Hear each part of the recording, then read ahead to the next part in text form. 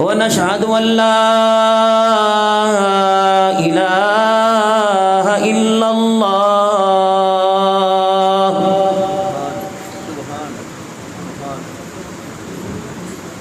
वहदहू ला शरीक लह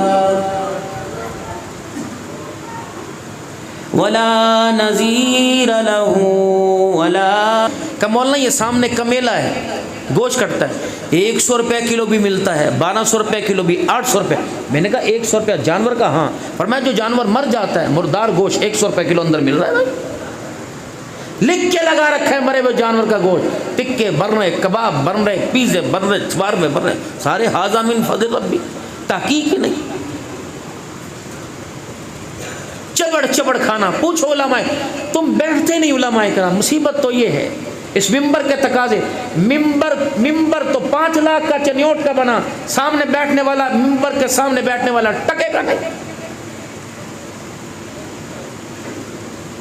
1:45 बजे अगर जुमे की नमाज है, अगर 2:40 हो गए तो वो जिसको ना खुदा का पता ना मुस्तफ़ा का पता, वो कहेगा, इस उम्र के आदमी को कहेगा टाइम हो गया जी, टाइम हो गया जी, लोगों और भी कम में, और भी कम में, बड़ी मसरूफियत है। फिक्र ना कर, एक दिन टाइम होगा जब इजराइल मस्जिद के दरवाजे के बाहर खड़ा होगा, निकलने नहीं देगा तुझे। जिस वक्त अल्लाह के घर, जिस वक्त तक अल्लाह के घर में हो, अमन में हो, सुकून में हो, उसकी मोहब्बतों के पंगूड़े में हो, उसकी रहमत की निगाहों में हो, निकल के देखो जहाँ सारा वक्त गुजरता है, ये तो शैतान के अड्डे हैं, ये रहमान की जगह है। दोस्ती किससे लग रही, दिल कहाँ लग रहा है, कहाँ से घर आने को दिल नहीं कर रहा। रात को 4-4 बजे ये हजरत इंसान है। सूरज के ढलने के बाद, इशा की नमाज होने के बाद मेरे नबी सल्लल्लाहु अलैहि वसल्लम ने उम्मत को क्या मैसेज दिया?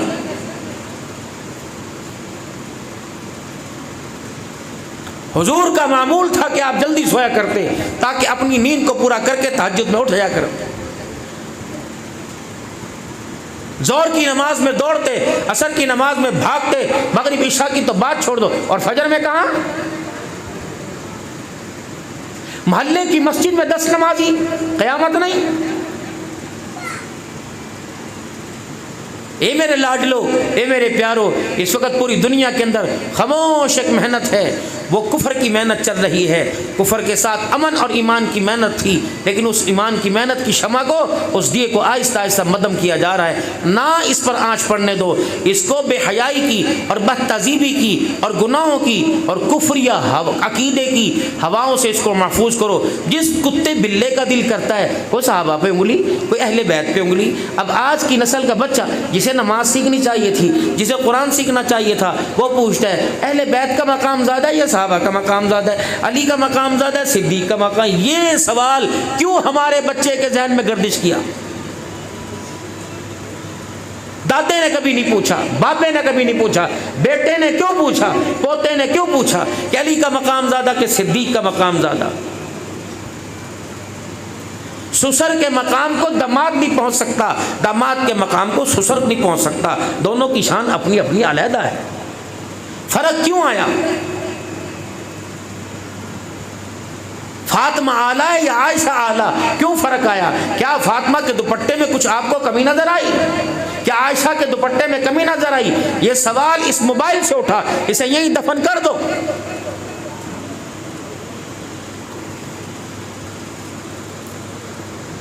उम्मत तो पहले नमाज रोजे और कलमे की बागी थी और नेले पे दैला शुरू हो गया।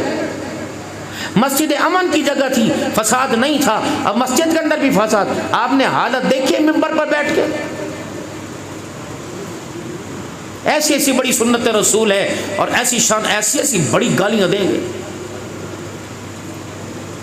किसको संडा कह रहे, किसको सूकड़ू कह रहे, किसको काना कह रहे, किसको दल्ला कह रहे, किसको कुत्ता। ये मनसब का म्यार था? ये तो इतना पाक पवित्र मिंबर था, इसको तो बगैर वुजू हाथ लगाना भी नाजायज था। सारे नबियों का सरदार मोहम्मद मुस्तफ़ा सल्लल्लाहु अलैहि वसल्लम की, आप सल्लल्लाहु अलैहि वसल्लम के साथ इसकी निस्बत जुड़ी हुई।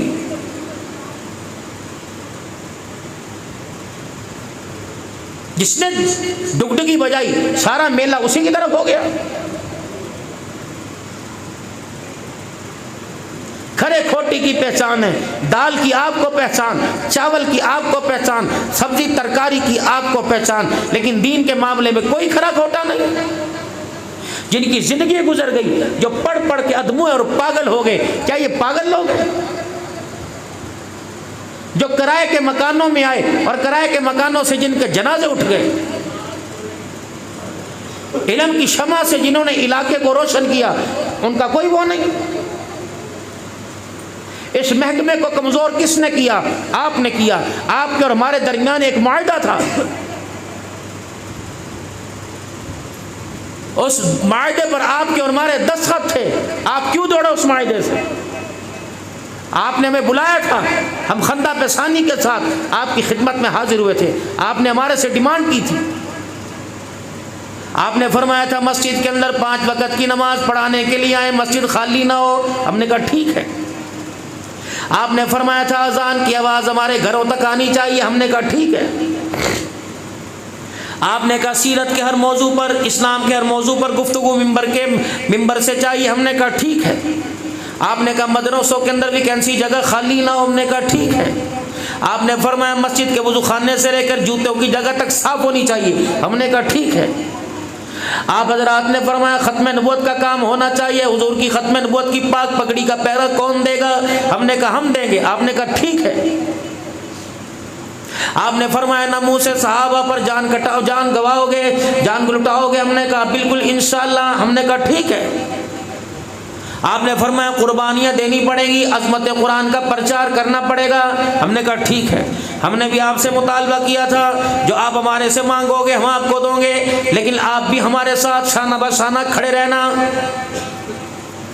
इस महकमे को इतना मजबूत कर देना कि मेरे अजीज़ों, आपकी नस्ल, आपका ख़ानदान, आपकी आगे वाली नस्ल इस महकमे में भर्ती होने की ख्वाहिश करे, कोशिश करे, लेकिन आपने इस महकमे को इतना कमज़ोर कर दिया कि आपके बच्चे तो दूर की बात, हमारे बच्चे ही बागी हो गए। हलाल कमाना गुनाह कोई नहीं, हलाल पेशा गुनाह कोई नहीं, हाथ से मेहनत मजदूरी करना, बेशक जूता गांठना गुनाह कोई नहीं, लेकिन ईमानदारी से बताओ मेरे अजीजों, अब्दुल हन्नान का बच्चा आपको मोटरसाइकिल की वर्कशॉप पे खड़ा अच्छा लगेगा? चाहिए तो ये था कि अब्दुल हन्नान के मनसब को ये संभालता।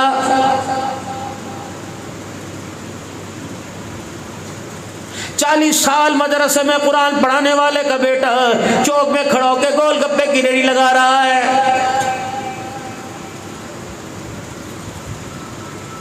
30 साल तुम्हारी मस्जिद के अंदर खिताबत करने वाला, उसकी नस्ल में से कोई अपने बाप की खाली की कुर्सी पर आने को तैयार नहीं। तब मेरे तो लोगों की झड़कियां सुनिया जानियां, अब्बा कम तू ही कर, 8,000 रुपया सारी जिंदगी गुजारती, अब्बा तू तो पुराना दौर सी मेरे से। आपने इस महकमे को मजबूत ही नहीं किया।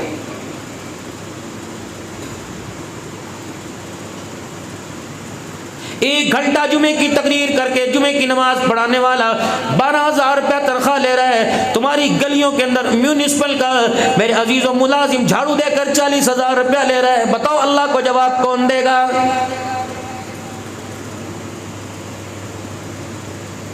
हमने आपसे अर्ज की थी कुरान पढ़ाने में कमी नहीं करेंगे, अनार के दरख्त के नीचे बिठाओगे बैठेंगे, चटियल मैदान में बिठाओगे बैठेंगे, चटाइयों में बिठाओगे बैठेंगे, लेकिन आप अमारत हमें बना के दोगे। आपने कहा था फिक्र ना करना, हमने कहा था मदरसे के निज़ाम के अंदर तरक्की करने के लिए तामुन तुम करोगे, हम खड़े तो हमारा हाथ तुम थामोगे, सारा तुम बनोगे। उस वक्त तो तुमने जिंदाबाद जिंदाबाद के नारे लगाए थे, अब तुम्हें क्या हो गया?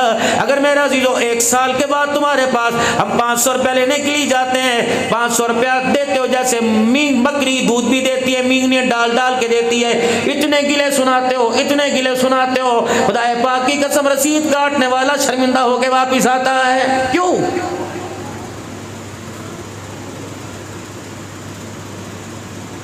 मार्केट के अंदर नई गाड़ी आई, पहली गाड़ी 50 लाख की, दूसरी 70 की ले ली। माशाल्लाह मौलवी साहब दुआ करो नवी लाइए। अच्छा जी,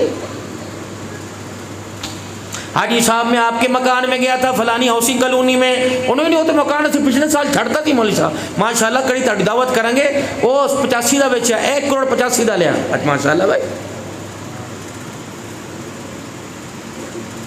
इतने में बेटा आया उस मकान में का अब्बू जी माशाल्लाह पुत्र नवी 125 लेके 2 लाख इन्हें दिया। दुनिया में तरक्की कर गए। मेरे दिल के अंदर भी लालच आया। मैंने कहा माशाअल्लाह खुदाए पाक ने इसका हाथ पकड़ा हुआ। मैंने भी कह दिया मदरसा उमर बिन खत्ताब की मस्जिद है, वहाँ मार्बल लगाना है, टाइलें लगानी है, सीलिंग का काम होना है। उन्होंने कहा मौलवी साहब हाय मर गए मौलवी साहब हले ना सानू छेड़े जे, हले ना सानू छेड़ा, मर गए।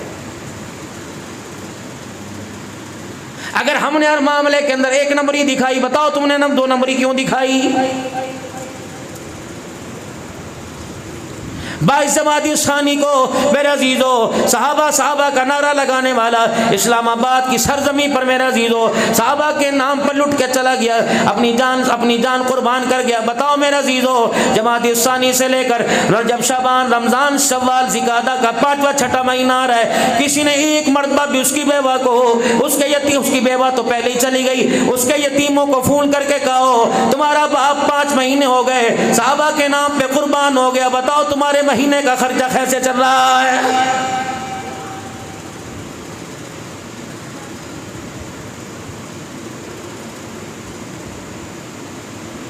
खत्म नबूवत के असीरान है, शोदाए खत्म नबूवत है मेरे अजीजों। वो भी सारी बात छोड़ दो, हमें उनका पता नहीं, उन्हें हमारा पता नहीं। तुम्हारी मस्जिद का इमाम हो, अल्लाह मौला को सलामत रखें, चलो किसी